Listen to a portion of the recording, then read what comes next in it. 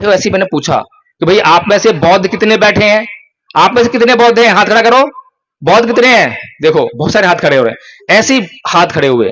फिर मैंने उनको बुलाया आगे कि आइए बताइए कि बौद्ध धर्म क्या है। तो बोलते हैं कि अंधविश्वास को नहीं मानना, पाखंड को नहीं मानना, देवताओं को पूजा न करना, अंधश्रद्धा न करना, वैज्ञानिक सोच रखना, यही बौद्ध धर्म है। मैंने कहा भाई और बताइए बौद्ध धर्म क्या है। बस यही बौद्ध धर्म है। अब बताइए यही बौद्ध धर्म है, ये बौद्ध धर्म है, ये तो नास्तिकता है, ये तो नास्तिकता है। अब बताइए कि जिस धर्म के बारे में हमें जानकारी ही नहीं है और हम कह रहे हैं भारत को बौद्ध में करेंगे, कैसे करेंगे। अगर मैं एक मोबाइल बहुत चुप गई और पड़ गए उसके पीछे, बेचारे के पीछे। अब बताइए अमित शाह ने कोई गलत बात कही क्या। अरे आप लोगों को तो क्या समझ में आएगी, लेकिन आप लोगों का नेतृत्व करने वाले लोग जो बहुजन नेता हैं, बहन कुमारी मायावती हो या चंद्रशेखर जी हो या कोई भी बड़े बड़े नेता, सभी लोग जो है एक ही सुर में बोलने लगे कि अमित शाह ने बाबा साहब का अपमान कर दिया। बताइए क्या अपमान किया। अगर अंबेडकर का नाम लेना आप लोगों के लिए फैशन नहीं होता तो पता है क्या होता, संसद में अमित शाह नहीं होता, अमित शाह संसद के बाहर होता और आप लोग संसद के अंदर होते। बताइए समस्या ये है कि भगवान बुद्ध की बातें आप तक पहुंच ही नहीं रही हैं। पहुंचिए क्या। अब तक जो है मंच पर आकर वक्ताओं ने क्या बोला कि हिंदू धर्म को छोड़ दो, छोड़ दो, देवता को पूजा मत करो, अंधविश्वास को छोड़ दो, पाखंड को छोड़ दो। बस यही हो गया बौद्ध धर्म। अभी भी मैंने आदरणीय वकील साहब से यही जानने की कोशिश करी कि मैं देखूं कि बौद्धमय भारत हम कैसे करेंगे। बौद्धमय भारत करने के लिए हमें बौद्ध धर्म की जानकारी का होना बहुत जरूरी है। और उसके लिए जो कोर्स है, ये जो कोर्स आपको बताया था, इस कोर्स को जिसने कर लिया उसकी जिंदगी बदल गई। और इससे जिंदगी बदलने का दावा मैं करता हूं, हमारा संघ दावा करता है। और अगर इसको कोई फेल कर दे कि जिंदगी नहीं बदलती, बेकार कोर्स है, जो सजा आप देना चाहो। पांडवों ने ऐसा कौन सा धर्म का काम किया था। क्या जुआ खेलना धर्म होता है? क्या अपने भाइयों को जुए में हारना धर्म होता है? क्या अपनी पत्नी को जुए में हारना धर्म होता है? बताइए मुझे धर्म का कौन सा काम हो रहा है। क्या दुर्योधन के पास जाकर कृष्ण जी धर्म की बात कर रहे हैं कि दुर्योधन हमें धर्म की रक्षा करनी है, तू भी हिंदू धर्म का है, तू भी सनातनी है, तुझे भी धर्म की रक्षा करनी चाहिए। कोई बात ऐसी करिए क्या। केवल उसको जो है एक चुनौती दी, देख भाई या तो 5 गांव दे दे या फिर तेरे ऊपर युद्ध होगा। तो इस तरह से कोई मानता है क्या। तो कहने का मतलब ये बताइए आदरणीय वकील साहब कि एक तरफ तो बाबा साहब ये कहते हैं कि अत्याचार को सहन करने वाला अत्याचार करने वाले से ज्यादा बड़ा गुनहगार होता है। मैंने कहा हाँ बिल्कुल ठीक बात है। भाई फिर आप दूसरी बात ये सिखाते हो अपने कोर्स में कि ना ही वेरेन वेराणी समंतन अवेरन च समंती एस धमुसनंतनो, कि वैर से कभी वैर शांत नहीं होता। ये उल्टी बात कैसे। अब बताओ, क्योंकि समाज को दृष्टि नहीं है।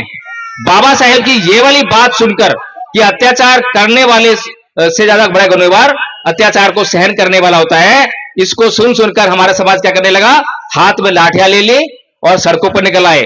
हाथ में लाठियां ले ली, प्रदर्शन करने लगे, एफआईआर दर्ज होने लगी। यही तो करने लगे कि हम छोड़ेंगे नहीं, सहन नहीं करेंगे, ईंट का जवाब पत्थर से देंगे। सभी करते हैं। बाबा साहेब की मूर्ति की अगर उंगली भी टूट गई तो छोड़ेंगे नहीं, सबक सिखा देंगे, ईंट का जवाब पत्थर से। समाज सुधारक हमारे बीच में आया बाबा साहेब के रूप में। बाबा साहेब ने कभी भी इस बात की परवाह नहीं करी कि मेरे समाज को क्या अच्छा लगता है और क्या अच्छा नहीं लगता है। उन्होंने कौन सा काम किया जो समाज के लिए जरूरी था, जब ही आप लोगों को आज इतना अच्छा जीवन मिल रहा है।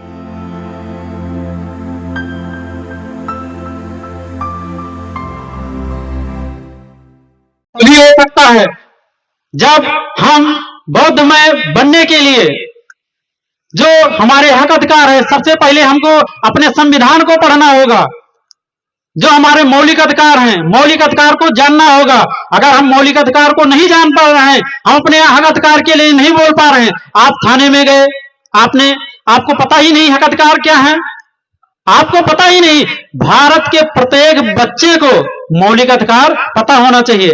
जब ठीक मौलिक अधिकार पता होगा तब आप अपने अधिकार के लिए लड़ेंगे। अब बात आती बौद्धमय भारत कैसे होगा। देखिए, बाबा भीमराव अंबेडकर एक ऐसे महान व्यक्तित्व थे जिन्होंने सम्राट अशोक, चंद्रगुप्त मौर्य, पेरियार ललई सिंह, ईवी रामास्वामी, ये जितने भी लोग थे, कि अगर बाबा भीमराव अंबेडकर आज ना होते, इस धरती पर जन्म न लिया होता, तो जो 29 कंट्री ऐसे हैं, वो 59 कंट्री ऐसे हैं जो बौद्ध के नाम से नतमस्तक होते हैं, वो आज नतमस्तक ना होते और भारत के अंदर बौद्ध में खत्म हो गया होता। यह दीक्षा भूमि की बदौलत है। जब बाबा भीमराव अंबेडकर ने कहा था मेरे पास कुछ नहीं है बौद्धों, लेकिन मैंने पूरा अध्ययन करने के बाद आज मैं बौद्ध धर्म अपना इसलिए रहा हूं कि बौद्ध मत के अंदर ऊंच नीच पाखंड नहीं है, क्योंकि हिंदू धर्म एक ऐसा धर्म है जिसके अंदर वर्ण व्यवस्था के अंदर जात पात, और जात पात में ऊंच नीच, ब्राह्मण के आगे सब नीच। उन्होंने पूरे खुले मन से कहा था, 4 लाख अनुयायियों के साथ उन्होंने बौद्ध धर्म अपनाया था। अगर बौद्ध धर्म, मुझे लगता है कि वकील साहब से प्रश्न उत्तर करना चाहिए। वकील साहब ये बताइए कि बौद्ध धर्म क्या है शॉर्ट में। देखिए, बौद्ध धर्म एक ऐसा धर्म है जिसके तहत आदमी और औरत, स्त्री सबको समानता का अधिकार बहुत पहले क्या है तथागत गौतम बुद्ध ने दिया, और तथागत गौतम बुद्ध ने जो उपदेश दिया उस उपदेश को भारत के कोने कोने में पहुंचाने का काम बाबा भीमराव अंबेडकर ने किया। और बौद्ध में एक ऐसा वर्ण है, मतलब एक ऐसा धर्म है। क्या आप बौद्ध हैं? हम बौद्ध के फॉलोअर हैं। बौद्ध का मैं फॉलोअर हूँ, बौद्धिस्ट नहीं हूँ। बुद्धिस्ट नहीं है। और फॉलोअर किसके हैं? बौद्ध मार्ग पर चलने का। ठीक है, देखिए मैं आप लोगों को बता दे रहा हूँ। ठीक है जी, जो बौद्ध में भारत बनाने का जो सपना था वो हम लोग नहीं पूरा कर पा रहे हैं। उसका कारण है कि हम अपने इतिहास को पढ़ना नहीं चाहते हैं। जब तक हम अपने बौद्ध में को पूर्ण रूप से पढ़ेंगे नहीं, उसमें 5 सील बताए गए हैं। 5 सील को हम एकदम नहीं, वो 5 सील ही बौद्ध में भारत का एकमात्र चिन्ह है। देखिए, हम लोग कहते हैं विजयी विश्व, मैं 60 लाइन में अब इनका उत्तर दे रहा हूँ। 5 सील, 5 सील कौन सी है? 5 सील आप बता दीजिएगा, मैं उसको पूरा डिफाइन। आप 5 सील बता दीजिए। 5 मैं फॉलोअर हूँ। ठीक, देखिए मैं आपको ये बता दे रहा हूँ। कहते हैं ना कि विजयी विश्व तिरंगा प्यारा, विजयी विश्व तिरंगा प्यारा। ये मैं पूरा बता रहा हूँ ना। आप केवल 5 सील बता दीजिए, उसमें हमें पता जाएगा हाँ बौद्ध हैं। मैं बौद्ध का फॉलोअर हूँ, मैं बौद्ध का पूरा डिफाइन नहीं कर सकता। मैं बौद्ध का फॉलोअर हूँ। 5 सील आते? 5 सील में आते हैं, लेकिन क्या है करोड़ 5 सील बता दीजिए। देख मेरी बात तो सुन लीजिए, मैं फॉलोअर हूँ उनका। ठीक है, 5 सील है। 5 सील चोरी न करना। ठीक है, सबसे पहले चोरी न करना। पाली में नहीं पता, मैं फॉलोअर हूँ, बता रहा हूँ ना आपको। मैं ये बता रहा हूँ। बहुत बहुत साधु, बैठिए। मैं बस ये जानना चाह रहा था, एक नमूना दे रहा था, उदाहरण दे रहा था। डॉक्टर साहब से मैंने कहा कि बाबा साहेब के सपने पे बात कीजिए। ये विडंबना है हमारे समाज की। मैं बहुत बहुत धन्यवाद करता हूं, आभार प्रकट करता हूं वकील साहब का कि वो हमारे मंच पर आए और बहुत अच्छा बोले। लेकिन हमें असली बात करनी है, हमें असली बात करनी है। अगर हम नकली खाना खाएंगे तो हमारा क्या होगा, सबको पता है। हम नकली खाना खाएंगे तो क्या होगा, बीमार पड़ेंगे, स्वस्थ नहीं हो सकते। ऐसे ही अगर हम बाबा साहेब की असली बात नहीं जानेंगे और फिर उस पर आचरण नहीं करेंगे तो फिर हम गलत दिशा में जाएंगे और हमारी समस्याएं कभी भी सॉल्व नहीं हो सकती हैं। हो सकती है क्या? कभी नहीं हो सकती। इसी तरीके से मुझे एक बात बताइए, 2 लोग होते हैं समाज में, आप अच्छी तरह जानते हैं। एक होता है समाज सुधारक, पता है सबको, समाज सुधारक जो समाज का उत्थान करने का काम करता है। और दूसरा एक आदमी होता है राजनेता, एमएलए, एमपी, देखे ना आपने। अच्छा, समाज जो है सम्मान किसको करता है? समाज सुधारक को कभी देखा है आपने सम्मान करते हुए? और जब कोई एमएलए, एमपी आ जाए तो पूरा गांव उसके पीछे पीछे होता है ना, और मंच पर बुलाएंगे उसको, बड़े बड़े हार पहनाएंगे, है ना। अच्छा, दोनों काम में फर्क क्या होता है, कभी सोचा है? एक समाज सुधारक जो है क्या काम करता है और एक राजनेता वो कैसे काम करता है? अब मैं उदाहरण देता हूं। मान लीजिए कि एक शराब पीने वाला व्यक्ति है। आप थोड़ा ध्यान से सुनिए मेरे को। अब मैं भाषण नहीं दूंगा, मैं आपसे जो है इंटरेक्ट करूंगा, क्योंकि हमारा काम जो है भाषण देने का नहीं है, हमारा काम है चीजों को समझने का, और जो लोग समझ जाएंगे फिर उनको लेकर आगे बढ़ने का। तो एक शराब पीने वाला व्यक्ति है इस गांव में, और इस गांव में एक समाज सुधारक आता है। तो वो समाज सुधारक जो है उस शराब पीने वाले व्यक्ति से क्या कहेगा? कि मेरे भाई शराब पीना छोड़ दे, मेरे भाई शराब पीना छोड़ दे, तेरी लीवर खराब हो जाएगा, तेरी किडनी खराब हो जाएगी, तू मर जाएगा, तेरा परिवार अनाथ हो जाएगा, तेरे बच्चे जो हैं कैसे जिएंगे, यही कहेगा ना समाज सुधारक। लेकिन एक जो शराब पीने वाला व्यक्ति है वो क्या कहेगा, उसको गालियां देगा, हट मुझे रोकता है, मैं तो पीऊंगा, ऐसी करते हैं। और वो समाज सुधारक क्या करेगा, फिर से वो गालियां खाने के बाद भी, उसकी मार खाने के बाद भी यही कहेगा, मेरे भाई शराब पीना छोड़ दे, इससे तेरे परिवार को नुकसान हो रहा है, समाज को भी नुकसान हो रहा है। वो बार बार जो उसको वही बात समझाएगा। लेकिन एक राजनेता आपके गांव में आता है जो एमएलए का चुनाव लड़ रहा है, एमपी का चुनाव लड़ रहा है, वो क्या कहेगा, वो साथ में एक बोतल लेकर आएगा और क्या कहेगा उसको शराब पीने वाले को कि ले पी और मुझे ही वोट दियो। अब बताओ समाज का फायदा कौन कर रहा है, नुकसान कौन कर रहा है? समाज का फायदा कौन कर रहा है और नुकसान कौन कर रहा है? देखिए, अगर हम अपने लिए अच्छा काम करने वाले व्यक्ति को नहीं समझेंगे तो हम उसकी बात नहीं मानेंगे और अपने लिए काम नहीं कर पाएंगे। तो समाज सुधारक जो है समाज के लिए बहुत महत्वपूर्ण है, लेकिन समाज तो फूल मालाएं और सम्मान जो किसको दे रहा है, राजनेताओं को कर रहा है, जो कि समाज का हमेशा नुकसान करते हैं। राजनेता जब मंच पर आएगा तो वो वही बात बोलेगा जो आप लोगों को पसंद है, जिस पर आप तालियां बजाओ, क्योंकि उसको आपसे वोट चाहिए। आप हिंदू हैं तो हिंदू धर्म की बात, उसके मुताबिक बात बोलेगा, मुसलमान है तो इस्लाम की बातें करेगा। वो कभी भी आपसे जो है सही और सच्ची बातें नहीं करेगा। लेकिन समाज सुधारक जब भी मंच पर आएगा तो उसको मतलब नहीं है कि आपको क्या पसंद है और क्या पसंद नहीं है, वो हमेशा वो बात करेगा जो आपके लिए अच्छी है। ऐसा ही समाज सुधारक हमारे बीच में आया बाबा साहेब के रूप में। बाबा साहेब ने कभी भी इस बात की परवाह नहीं करी कि मेरे समाज को क्या अच्छा लगता है और क्या अच्छा नहीं लगता है। उन्होंने कौन सा काम किया, जो समाज के लिए जरूरी था, जब ही आप लोगों को आज इतना अच्छा जीवन मिल रहा है। जब हिंदू कोड बिल लेकर आए तो हिंदू कोड बिल का विरोध करने वाले कौन लोग थे, वे लोग तो थे ही, लेकिन साथ में हमारे लोग भी विरोध करने लगे थे। आज भी महिलाएं विरोध करती हैं। बाबा साहेब ने हिंदू कोड बिल के माध्यम से महिलाओं को संपत्ति में बराबर का अधिकार दिया, उसका विरोध कौन करती, सबसे पहले महिलाएं करती है ना। तो बाबा साहेब जो है हिंदू कोड बिल को जान रहे थे कि यह समाज के लिए बहुत जरूरी है, इसीलिए वो हिंदू कोड बिल लेकर आए।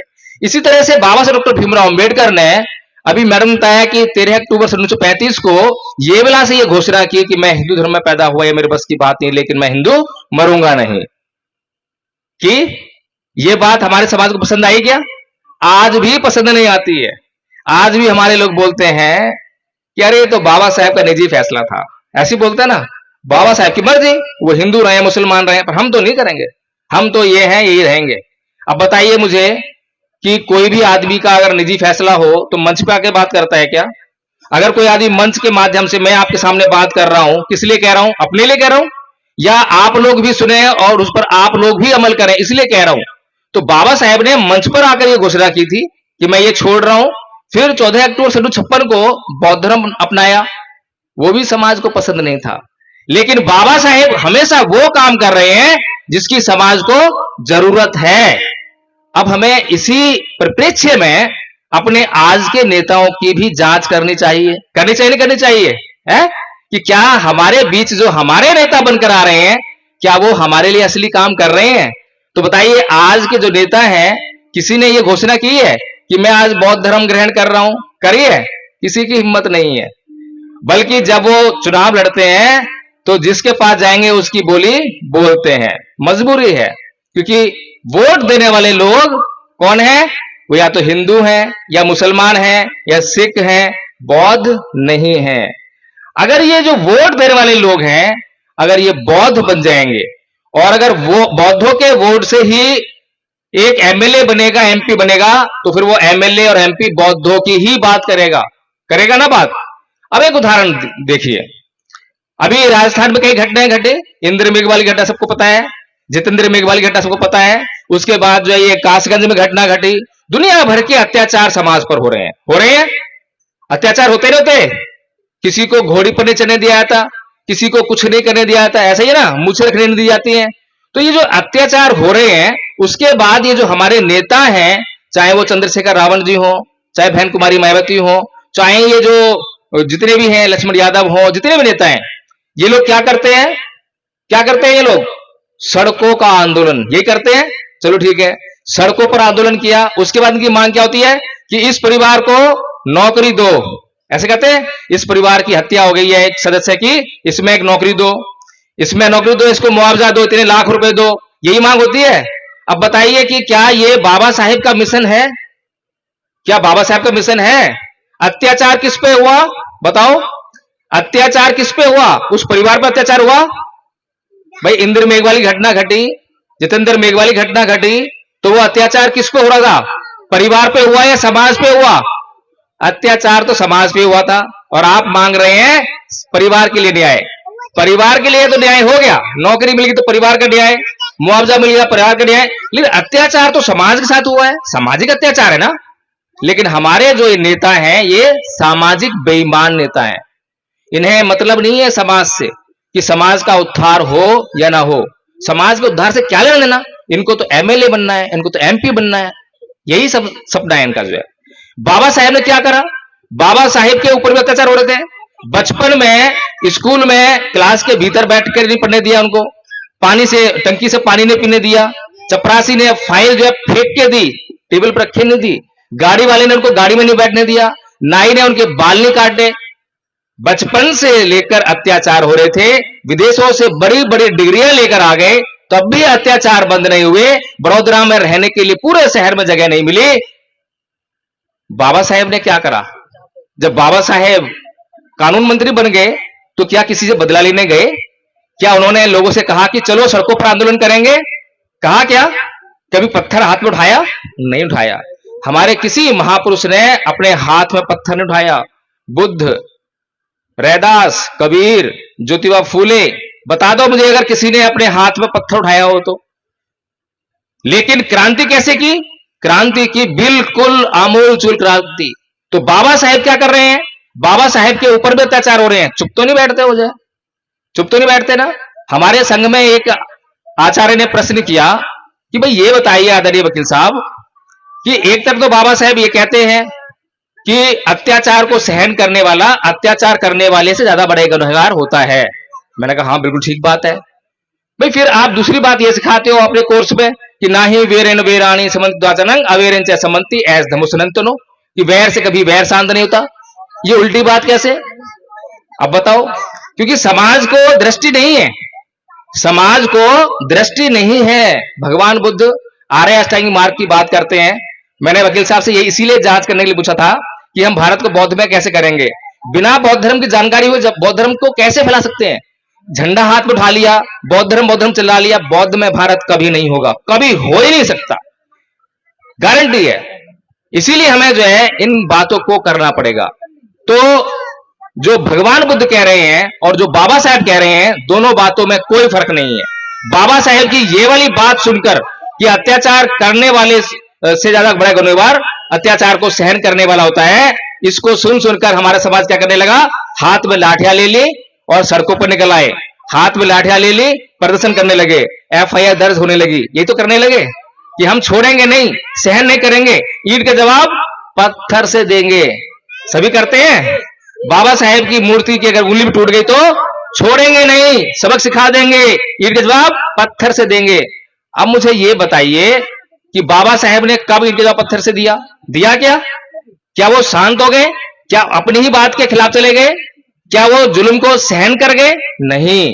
जुल्म को सहन करने का मतलब होता है कि एक आदमी के ऊपर अत्याचार होता है और वो घर जाके चादर तान के सो जाता है और अगले दिन से फिर वही दिनचर्या उसकी स्टार्ट, कोई फर्क नहीं पड़ा, उसको मान सम्मान का एहसास ही नहीं है। लेकिन एक आदमी जिसके ऊपर अत्याचार हुआ, घर आया, नींद उड़ गई, नींद गायब हो गई, चैन गायब हो गया, मुझे इस अत्याचार को बंद करना होगा। तो बाबा साहेब ने भी यही देखा कि अत्याचार हो रहा है। अत्याचार कौन कर रहा है? अत्याचार एक मास्टर नहीं कर रहा, अत्याचार एक नाई नहीं कर रहा, अत्याचार एक चपरासी नहीं कर रहा, अत्याचार पूरी व्यवस्था कर रही है। अगर एक नाई को, एक अध्यापक को जेल भेज भी दो तो क्या अत्याचार बंद हो जाएगा? हजारों अध्यापक, हजारों नाई, पूरा समाज भरा पड़ा है। ये धार्मिक व्यवस्था अत्याचार कर रही थी। इसीलिए बाबा साहेब डॉक्टर भीमराव अंबेडकर ने उस व्यवस्था को बदलने का निर्णय लिया, इसीलिए जो है धर्म परिवर्तन किया। क्या हम लोगों को ये समझ में आया? आज हमारे नेताओं को जहां पर भी अत्याचार होता है क्या करना चाहिए? क्या वहां जाकर जो है उस परिवार को बोलना नहीं चाहिए कि बाबा साहेब के नक्शे कदम पर चलो और ये धर्म परिवर्तन करो? यहाँ पे जो है जब इस धर्म में रहते हुए तुम्हें अत्याचार हो रहे हैं, इस धर्म में रहते हुए तुम्हें जो है नीच कह रहे हैं, तो इसको जो है तुम क्यों नहीं बदलते, क्यों नहीं छोड़ते? करना चाहिए ना करना चाहिए है? तो फिर अब एक संस्कृति क्या कहती है कि ईंट का जवाब पत्थर से देंगे, और ये हमने सीखा। यहां ध्यान दे रहे हैं कि आप लोग? एक संस्कृति कहती है ईंट का जवाब पत्थर से देंगे। इसका रिजल्ट पता है क्या हुआ? मैं उदाहरण देकर समझाता हूं। हमने अपने बच्चों को समझाया कि देख, किसी की सुनकर मत आइयो, कोई एक कहे तो चार सुना के आइयो, पिट के मत आइयो, अगर पिट के आया तो मैं खुद पीटूंगा। ऐसा करते करते बच्चों सिखाते हैं। अब बच्चे ने ये सीख लिया। अब बच्चे का एग्जाम था, घर से निकला, उसको जो है दो चार लोग मिल गए उसी संस्कृति के, उन्होंने जो है उसे कुछ बात कह दी। अब उससे कहां सहन होने वाली है? सीखा क्या है? एक की चार कहनी, उसने भी एक की चार कह दी। पिट के मत आइए, उन्होंने हाथ लगाया तो वो झगड़ने लगा। उनके पास चाकू था, चाकू मार दिया, मार डाला। बंदूक थी, गोली मार दी, खत्म। ऐसा होता ही होता? बताओ मुझे, ऐसा होता ही होता? तो जो संस्कृति आपको ये सिखा रही है कि ईंट का जवाब पत्थर से दो, तो वो आपके बच्चों की रक्षा कर रही है या आपके बच्चों को मार रही है? क्या कर रही है?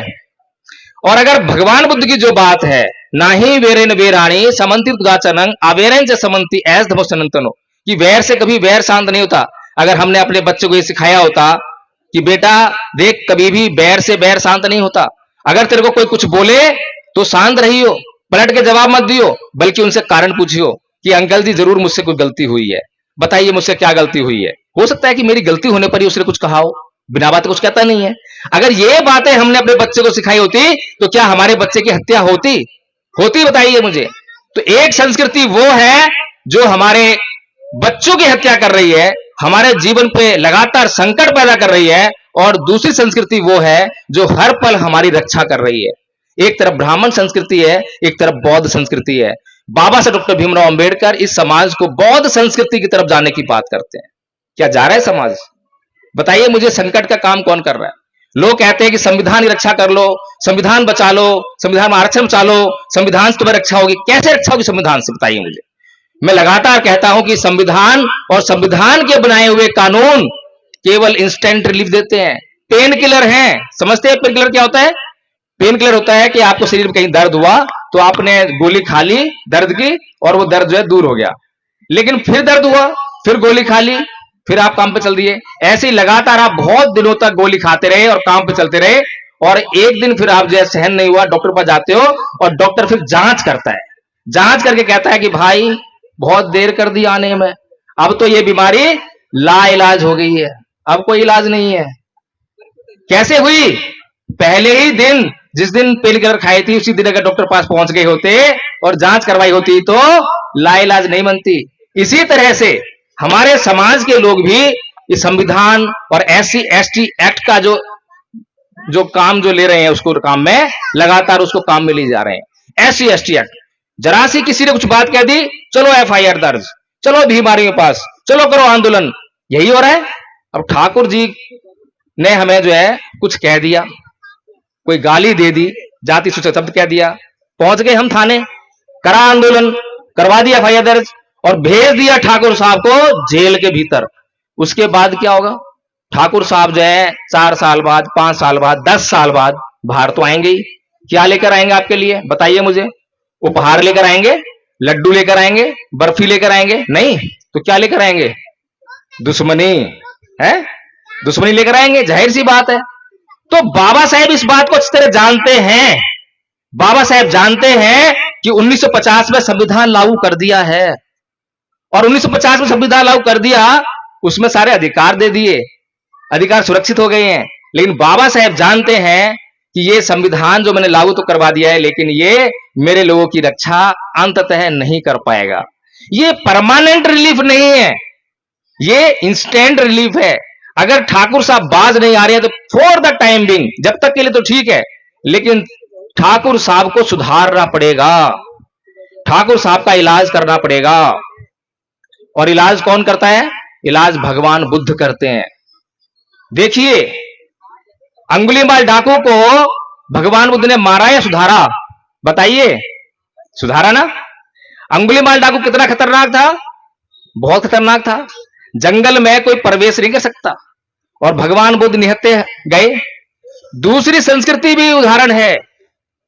महाभारत का युद्ध चल रहा है, सामने सेना खड़ी है और यहां पर अर्जुन जो है अपना गांडीव यानी कि धनुष जो है नीचे गिरा देता है और कृष्ण से कहता है कि हे कृष्ण, मैं अपने ही रिश्तेदारों के खिलाफ युद्ध कैसे कर सकता हूं?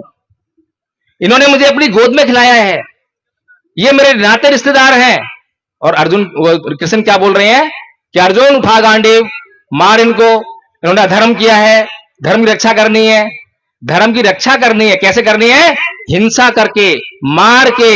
फिर एक बात और कहते हैं हिंदू लोग कि आत्मा ही सब कुछ करती है, शरीर कुछ करता नहीं है। ऐसे ही है, शरीर का कोई योगदान नहीं है, जो आत्मा का वही शरीर करेगा। अब वो कहते हैं आत्मा कभी मरती नहीं है। अरे भाई, आत्मा कभी मरती नहीं है और आत्मा सब कुछ करती है। मार किसको रहे हो? मरेगा कौन? शरीर मरेंगे ना, बिना बात की बात। फिर धर्म की रक्षा हो गई क्या? बताइए, धर्म की रक्षा हो गई? कृष्ण जी दुर्योधन के पास क्या कहने गए थे? भाई ऐसा है दुर्योधन, 5 गांव दे दो तो हम कुछ नहीं कहेंगे। बताइए, 5 गांव भीख मांग रहे थे। दुर्योधन समझदार था, वो कह रहा था भैया कंबल बांटने से गरीबी दूर नहीं होगी। हो सकती है क्या? गरीबों को जितने मर्जी कंबल बांट दो, गरीबी दूर नहीं होगी।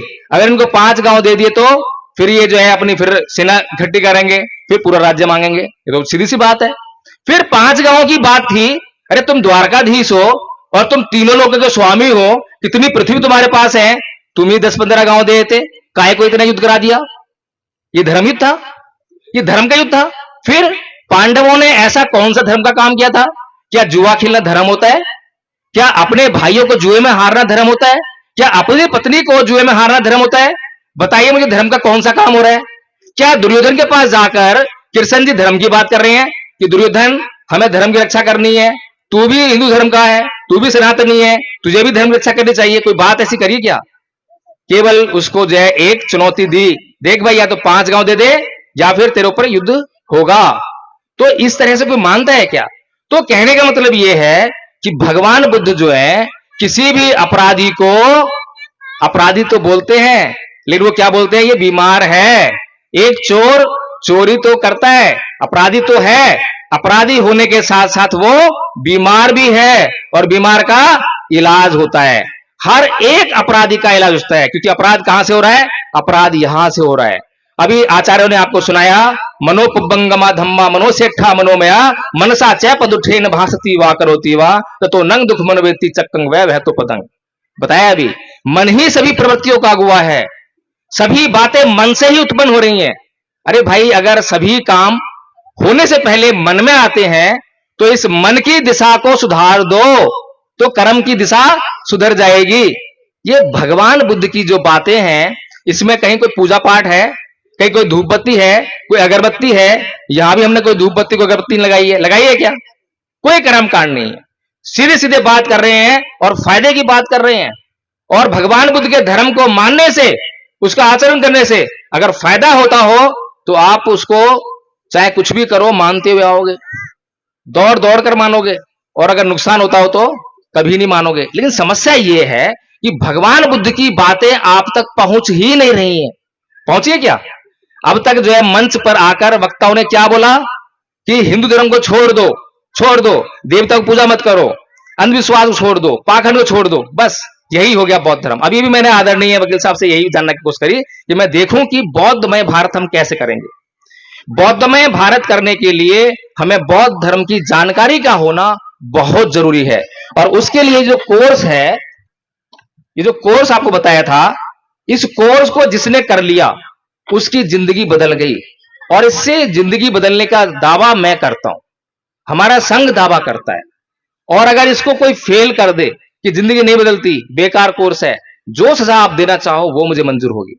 और इसमें कोई पूजा पाठ, कोई कर्मकांड, कोई अंधविश्वास नहीं है, कोई मंत्र नहीं है, केवल और केवल बातें हैं। अभी मैंने बात कही ना, एक और बात आई थी इसी में लिखी हुई है, अकोछी मंग अवधि मंग अजीनी मंग आहासी में ये चाहे तंग उपनहनती बेरंग तेसंग न सम्मति, कि उसने मुझे मारा, उसने मुझे डांटा, उसने मुझे लूट लिया, उसने मुझे जीत लिया। जो ऐसी बातें अपने मन में बनाए रखते हैं उनका वैर कभी शांत नहीं होता। बताइए, आपके घरों में रोज कलेश होता ही नहीं होता? पति पत्नी में कलेश होता है। नमक कम हो गया तो पत्नी शिकायत करी, पत्नी सुन नहीं पाई, पलट के जवाब दे दिया, दोनों के बीच में गुस्सा गासी होगी। कई बार एक दिन हो गया, 2-4 दिन भी आते हैं, और ये कई बार तो ऐसी बातें आती हैं कि महीनों और साल बीत जाते हैं, पत्नी मायके चली आती है, वापस नहीं आती है, वापस वहां से क्या आता है? तलाक का पेपर आता है और डाइवोर्स। इतना सब कुछ कैसे हुआ? केवल छोटी सी बात की जानकारी नहीं थी। अगर भगवान बुद्ध की इन बातों की जानकारी उन पति पत्नी को होती तो हमारे यहां पर जो बैनर लगा हुआ है, इस बैनर पर आप देख पाएंगे, लाइट आ गई है, देखिए क्या लिखा हुआ है? क्षमा करना सीखिए, सहनशील बनिए, अप्रमादी रहिए, धैर्य रखिए, सब कुछ बदलने वाला है। जब इन बातों का आचरण पति पत्नी करेंगे तो बताइए तलाक होगा कभी? कभी लड़ाई झगड़ा होगा? कितने काम की बातें हैं। भगवान बुद्ध हमारी रक्षा कर रहे हैं, हर पल रक्षा कर रहे हैं, लेकिन भगवान बुद्ध ही हमारे पास नहीं है। भगवान बुद्ध के नाम पर क्या है? पंचशील का झंडा, तस्वीरें, वही कर्मकांड, वही पाखंड। पाखंडी हमसे बड़ा कोई नहीं है, और हम पाखंडी दूसरों को बोल रहे हैं। पाखंड वो होता है कि वो काम कुछ नहीं करता, दिखावा बहुत करता है, उसे पाखंडी कहते हैं। कि काम कुछ नहीं करेगा और दिखावा बहुत करेगा। अभी अमित शाह जी ने संसद में एक बात कह दी। क्या बात कही? कि अंबेडकर अंबेडकर अंबेडकर फैशन बना रखा है। और ये बात बहुजन समाज के लोगों को बहुत चुभ गई और पड़ गए उसके पीछे, बेचारे के पीछे। अब बताइए, अमित शाह ने कोई गलत बात कही क्या? अरे आप लोगों को तो क्या समझ में आएगी, लेकिन आप लोगों का नेतृत्व करने वाले लोग जो बहुजन नेता हैं, बहन कुमारी मायावती हो या चंद्रशेखर जी हो या कोई भी बड़े बड़े नेता, सभी लोग जो है एक ही सुर में बोलने लगे कि अमित शाह ने बाबा साहब का अपमान कर दिया। बताइए क्या अपमान किया? अगर अंबेडकर का नाम लेना आप लोगों के लिए फैशन नहीं होता तो पता है क्या होता? संसद में अमित शाह नहीं होता। अमित शाह संसद के बाहर होता और आप लोग संसद के अंदर होते। बताइए मैं गलत कह रहा हूं, कह रहा हूं? बाबा साहेब की बातों पर आपने कभी अमल नहीं करा। बाबा साहेब ने संविधान में आपको वोट का अधिकार दिया और उन्होंने ये कहा, क्या कहा था? जब वोट का अधिकार निश्चित हो गया तो बाहर आते संसद के क्या बोले थे? कि जाओ ऐ मेरे समाज के लोगों, अपने दीवारों पर लिख दो कि तुम इस देश के शासक हो।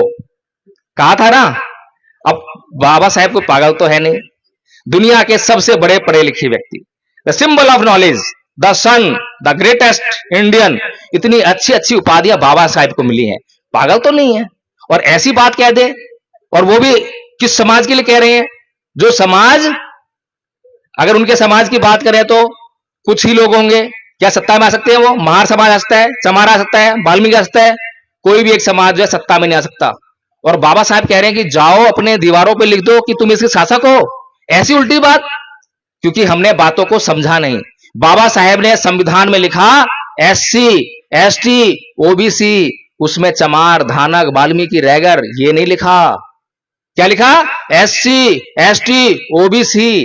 उन्होंने जो है हजारों जातियों को जोड़ दिया और उसके बाद 1950 में तो ये काम किया, संविधान लागू कर दिया, आपको आरक्षण व्यवस्था दे दी, ये लोकतंत्र दे दिया और आपको शासक बनने का अधिकार दे दिया। और उसके बाद 1956 में आपको धर्म दे दिया। धर्म क्यों दिया? कि जो SC, ST, OBC जो संविधान में लिखा है, ये हमेशा हमेशा के लिए नहीं है। ये आरक्षण की व्यवस्था हमेशा हमेशा के लिए नहीं है। आप जितना जल्दी हो सके इस आरक्षण की व्यवस्था को खत्म कर दो, और जैसे ही आरक्षण व्यवस्था को खत्म करोगे, बौद्ध धर्म को अपना लोगे, तो तुम जो है जैसे कि बहुत सारी नदियां समुद्र में गिरकर अपना अस्तित्व खत्म कर देती हैं और वो समुद्र कहलाती हैं, इसी प्रकार से ये हजारों जातियां जो अभी SC, ST, OBC कहलाएंगी, बाद में जब ये बौद्ध बन जाएंगी तो बौद्ध कहलाएंगी। और जब ये बौद्ध बन जाएंगी तो तब होगा कि जाओ ऐ मेरे समाज के लोगों, तुम अपने दीवारों पर लिख दो कि तुम इस देश के शासक हो। अब बताइए बाबा साहब गलत कह रहे थे, सही कह रहे थे? तो तरीका बाबा साहब बता रहे हैं, लेकिन हम समझ नहीं पा रहे हैं। बौद्ध में भारत कोई झूठी संकल्पना नहीं है। बाबा साहब जो है जो भी कह रहे हैं रियल कह रहे हैं, उसमें एक अंश भी कमी नहीं है, कहीं पर गलती नहीं कर रहे हैं। क्यों नहीं कर रहे हैं? क्योंकि पूर्व में ये पूरा भारत जो आज दिखाई दे रहा है, इससे कहीं दुगना भारत बौद्ध था। उदाहरण देना चाहूंगा। आपको शायद यकीन ना हो कि बौद्ध था। आपका सारा भारत, जहां जिस स्टेट में जाओ वहां पे आपको बौद्ध ही बौद्ध मिलते। फाइयान जो चीनी यात्री था, जब चीन में आया तो उसने पूरा यात्रा वृत्तांत लिखा, उसमें एक एक बात लिखी। उसने देखा कि चारों तरफ बौद्ध धर्म ही बौद्ध धर्म है, कहीं पर दूसरा कोई संप्रदाय है ही नहीं। अभी आप लोगों ने देखा होगा, अफगानिस्तान जानते हैं? अफगानिस्तान कितने लोग जानते हैं? अफगानिस्तान जानते हैं। वहां किसका शासन है अभी? तालिबान का है। अभी तालिबान ने क्या करा अफगानिस्तान में? जब तालिबान ने अफगानिस्तान में कब्जा किया तो अफगानिस्तान के बामियान में भगवान बुद्ध की बहुत बड़ी बड़ी मूर्तियां थी, चट्टानों काट के बनाई थी, उसको तालिबान ने भी तोड़ने का काम किया, तोप से तोड़ा। अब बताइए, अफगानिस्तान में आज जो है मुसलमान है या हिंदू है या बौद्ध है, कौन से लोग हैं? सारा देश मुस्लिम है, मुस्लिम है ना। और मुस्लिम लोग मूर्तियां बनाते हैं या मूर्तियां तोड़ते हैं? वो मूर्तियां तोड़ने वाले लोग हैं, मूर्तियां बनाते नहीं है, वो मूर्ति पूजक नहीं है। तो जो मूर्ति बनाने वाले लोग नहीं है और उनके देश में भगवान बुद्ध की इतनी बड़ी विशालकाय मूर्ति कहां से आई? कहां से आई? मुसलमानों तो बनाई नहीं होगी। इसका मतलब क्या है कि पूरा का पूरा अफगानिस्तान किसी समय में बौद्ध होगा, वहां बौद्ध लोग होंगे। बौद्ध लोगों ने ही भगवान बुद्ध की इतनी बड़ी विशाल मूर्ति बनाई थी। सही कह रहा हूं, गलत कह रहा हूं? तो अफगानिस्तान पूरा बौद्ध था, पाकिस्तान पूरा बौद्ध था, ये पूरा भारत जो आपको दिखाई देता है आज, बांग्लादेश और दूर दूर तक, ये सारा बौद्ध था। तो पहले ये बौद्ध था और बौद्ध धर्म अपने गुण से फैलता है। पूरी दुनिया में केवल एकमात्र बौद्ध धर्म ही ऐसा धर्म है जो बिना एक बूंद रक्त की बहाए पूरी दुनिया में फैला है। नहीं तो सारे धर्मों का इतिहास आगे देख लो, सारे धर्मों का इतिहास जो है रक्त रंजित इतिहास है। उन्होंने रक्त बहाया है जब प्रचार हुआ है, हुआ ही नहीं हुआ। आज तो भारत में तो देख ही रहे हो कि बोल जय श्री राम, नहीं तो दो लगेंगे। बोल जय श्री राम ऐसी हो रहा है, ये धर्म प्रचार हो रहा है। क्यों? क्योंकि उनके धर्म में गुण नहीं है, गुण विहीन धर्म है। भगवान बुद्ध का धर्म गुण पर आधारित है, ये दवा है। और जब आप किसी दवा का इस्तेमाल कर लेते हो और वो दवा जब तो आपको फायदा करती है, तो वो बीमारी जिस जिसको होती है आपको पता लगती है, तुरंत बताते हो, अरे ये दवाई खा लियो, बताते हो ना, है? कोई कंपनी प्रचार के पैसे नहीं देती है, कोई कंपनी बोलती नहीं है कि तू मेरा प्रचार करना, लेकिन आपको फायदा हुआ तो आप तुरंत जाके बताते हो। तो ऐसे ही भगवान बुद्ध का धर्म फैला। भगवान बुद्ध के धर्म की जितनी बातें मैंने बताई हैं, एक एक बात आपके जीवन को संवारने वाली है, एक एक बात आपके जीवन का कल्याण करने वाली है। जब आपका कल्याण होगा, तो जैसे आज आचार्य श्यामू जी यहां बैठे हैं, जब इन्होंने कल्याण महसूस किया तो यहां पर एक कार्यक्रम लगवा दिया कि मुझे अपने गांव का भी कल्याण करना है। तो उन्होंने जब तो करा ना, ये खुद ही करा है, खुद ही पैसे खर्च कर रहे हैं, है ना। तो ऐसे ही जो है भगवान बुद्ध के धर्म का प्रचार होगा, उसके लिए हमें सीखना पड़ेगा, ये याद करना पड़ेगा, इसको अपने जीवन में उतारना पड़ेगा। और जब इससे हम अपना कल्याण करेंगे, आज 158 आचार्य धम्म संघ के बन चुके हैं और 158 आचार्य, उनसे आप जब गूगल मीट में जुड़िए, पूछिए कि आपको कुछ फायदा हुआ है नहीं हुआ।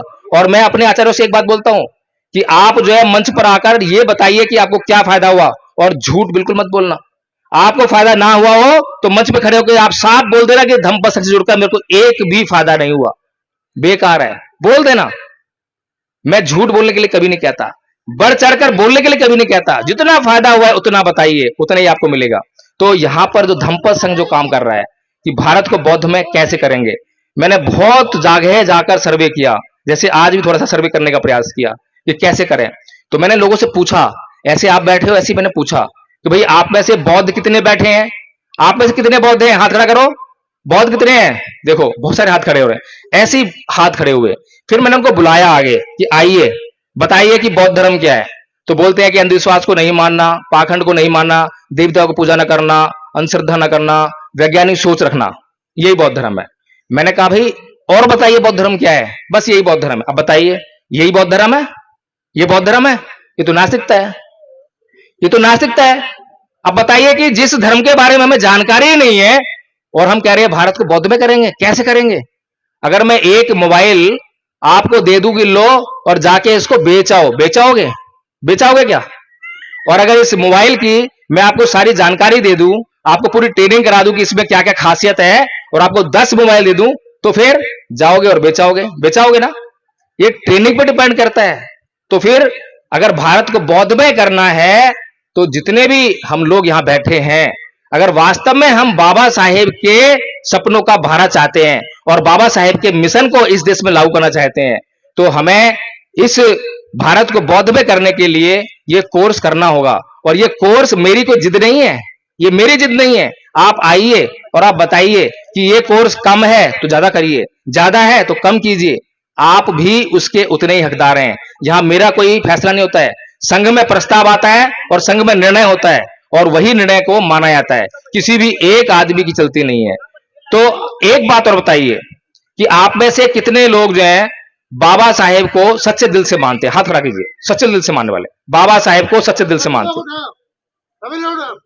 अच्छा ये बताइए कि बाबा साहेब का ये वाला कार्यक्रम करने में आर्थिक सहयोग किस किसने किया है?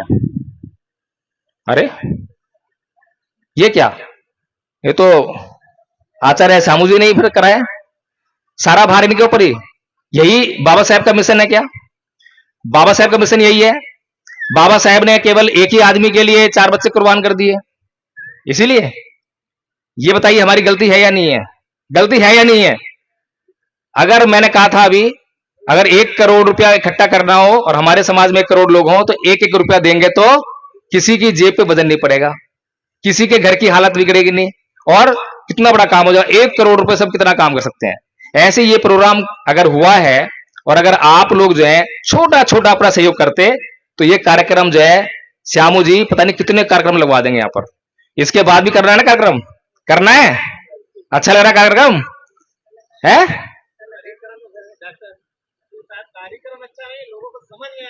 समझ में आ रहा है जो बोल रहे हैं? पहले मैडम बोल के गई है, फिर वकील साहब बोल के गए रहे हैं, बहुत सारी बातें आपको समझाई हैं, तो समझ में आ रही है या आ रही है? कार्यक्रम होना चाहिए, होना चाहिए। तो इस कार्यक्रम में आपको सहयोग भी करना है, जितना सहयोग आप कर सकते हैं। लोभ लालच को अपने भीतर मत लाइए, दान जितना देंगे उतना लोभ लालच हमारे भीतर से निकलेगा। और लोभ लालच करते हैं, ईर्ष्या करते हैं, इसलिए समाज का निर्माण नहीं होता। मेरे साथी, मेरे पड़ोसी दुखी हैं, गरीब हैं, भूखमरी से मर रहे हैं और मैं खुश हो रहा हूं। बताइए मैं इंसान हूं क्या? मैं कौन से धर्म को मानने वाला हूं? मैं किसी भी धर्म को मानने वाला हूं, मैं चाहे कितना ही बड़ा धर्म को मानने वाला हूं, लेकिन मैं एक इंसान कभी नहीं हो सकता। अगर मैं इंसान हूं तो मैं अपने पड़ोसी की वैसे ही देखभाल करूंगा जैसे मैं अपने बच्चों को करता हूं, अपनी देखभाल करता हूं। तो इसीलिए जो है हमें इन बातों पर गौर करना चाहिए। और मैं आपसे उम्मीद करता हूं कि आपने जो अपने मुंह से कहा है कि हाँ हम बाबा साहेब का सम्मान करते हैं, तो आप उसका जो है अपनी जुबान को रखेंगे और श्यामू जी का जो है इस कार्यक्रम के लिए आप सहयोग करेंगे। और अब मैं जो है कुछ प्रमाण पत्र हैं जो 3 आचार्य हमने बनाए हैं, तो हम ऐसे ही कार्यक्रम जब करते हैं तो उसमें हम वितरित करते हैं। तो मैं ये प्रमाण पत्र वितरित करने के लिए किसको बुलाया आदरणीय श्यामू जी? आदरणीय वकील साहब,